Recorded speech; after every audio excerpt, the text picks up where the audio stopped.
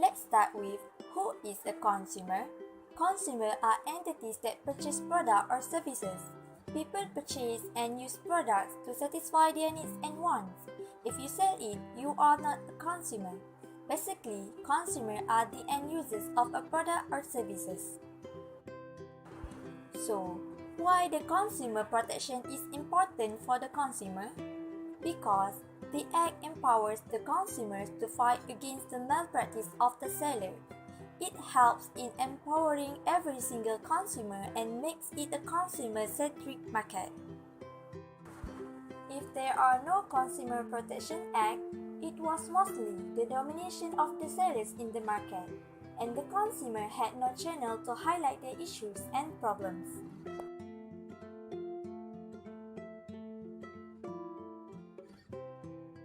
First of all, consumers have a right to satisfy their basic needs, such as food, clothing, shelter, healthcare, and education. With this right, consumers can look forward to the availability of basic and prime commodities at affordable price and good quality. Second is consumer has the right to choose from various products, and consumers should have opportunity to select and decide which one they want to purchase. Consumer Product Safety Commission has established safety and performance standards for goods and services, requiring them to be tested and have warning labels if needed. This helps consumers by giving assurance that the product they are buying are not hazardous for them. Next is the right to redress. It means that consumers has right to get compensation for defective goods by replaced or money refund by seller. Besides that, consumers have the right to express their complaints and concerns about a product or services. Number 6 is a consumer has the right to be informed about the particulars of the goods and services that they purchase. It is required for the producers to provide complete information regarding their ingredients, dates of manufacture, and expiry date to the consumer. And consumers have the right to live and work in an environment that is healthy and does not threaten the well-being of future generations. And lastly, consumer education empowers to exercise their consumer rights. For this purpose, education institutions and government policy makers are expected to educate and inform consumers about the rights and relief available to them.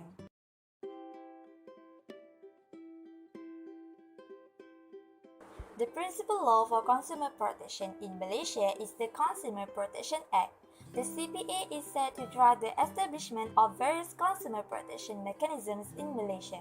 The CPA applies to all consumer transactions in Malaysia and covers almost every aspect of consumer protections. The government agency, which is primarily responsible for policy making and law enforcement on consumer protection in Malaysia, is the Ministry of Domestic Trade and Consumer Affairs. The MDTCA is also responsible for receiving consumer complaints and acts as a secretariat to the National Consumer Advisory Council, which is an institution established by the MDTCA to advise him on any relevant consumer issues and the implementation of the CPA.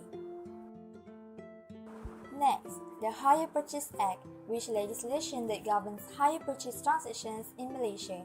It presents the legal rights, duties, and liabilities of hirers, owners, and all other parties to hire purchase agreements. It also provides more protection to consumers' goods and specified items. This act empowers the Minister of Domestic Trade and Consumerism to determine price, charge, and the mechanism to determine if profit is unreasonably high. Priority is given to foods and beverage as well as household goods, as it gives direct impact on the household expenses and the cost of living of the people. It is a law which protects consumers from excessive profiteering, which means the act of charging consumers an unreasonable price, with the intent of making as much profit as possible, at a time or situation which give the traders an advantage. Control of Supplies Act. It provides for the control and rationing of supplies of control articles. The Act prohibits hoarding and refusal to sell control goods. Among the goods declared as control articles under this Act are sugar, petrol, fertilizers, cooking oil, and many more. And lastly, Trade Description Act.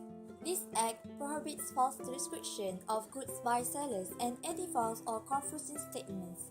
The Act forces them to be more truthful about their service or product and not deliberately mislead consumers into spending their money on a false claim.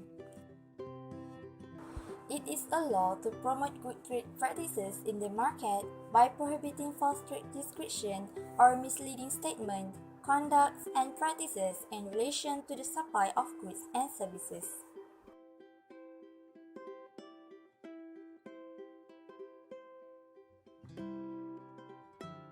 Scope of consumers' protection rights.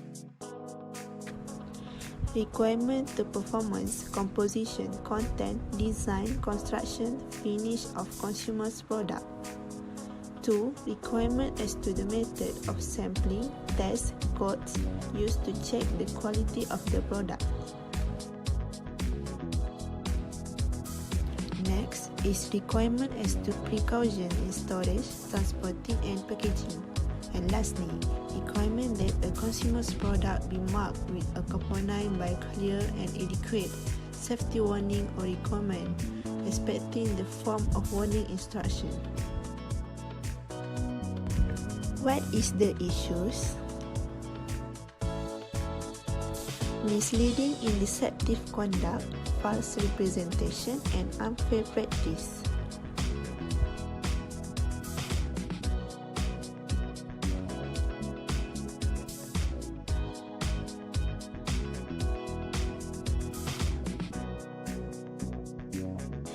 Misleading can be practiced by seller or business owner. Advertisement and promise does not turn out to be promised at the end of the game. Misleading activity can be fined to 215,000 ringgit and 4 seconds often to a fine not exceeding 500,000 ringgit. This is example of misleading advertising.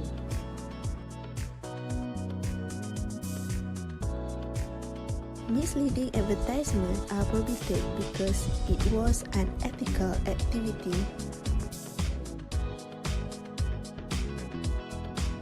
Purpose of prescribing safety standard. The purpose of prescribing safety standard is to prevent risk of injury.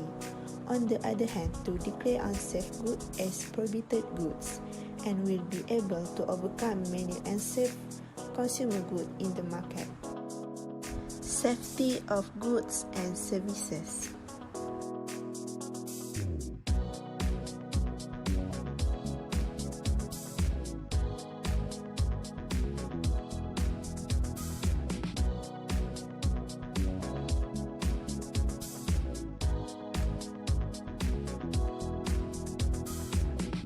Under Section 21A, General Safety Requirement for Services.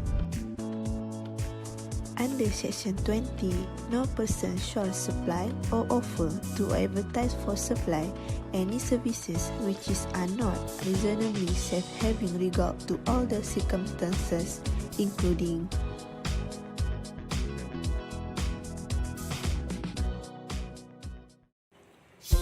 The Tribunal for Consumer Claims Malaysia is an independent body established under Section 85 in the Consumer Protection Act 1999. The next is Tribunal membership under Section 86 of Act 599, which is the Tribunal shall consist of a chairman and a deputy chairman.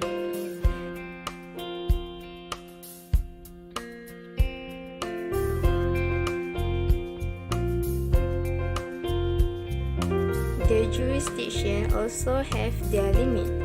The tribunal has no jurisdiction to hear any claims.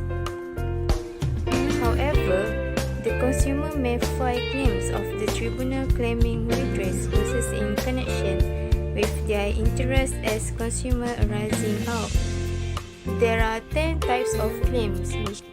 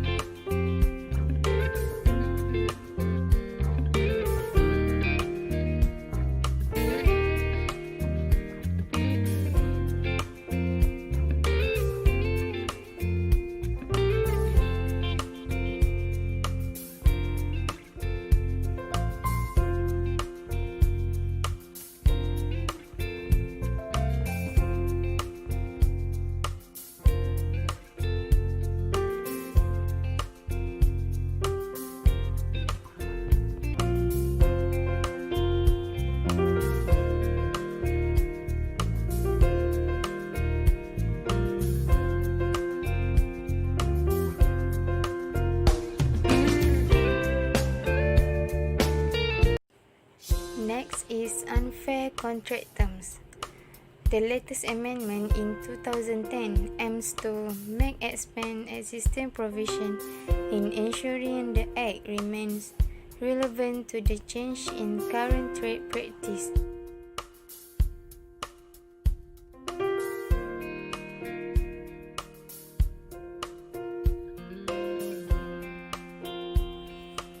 There are effects of unfair terms, which is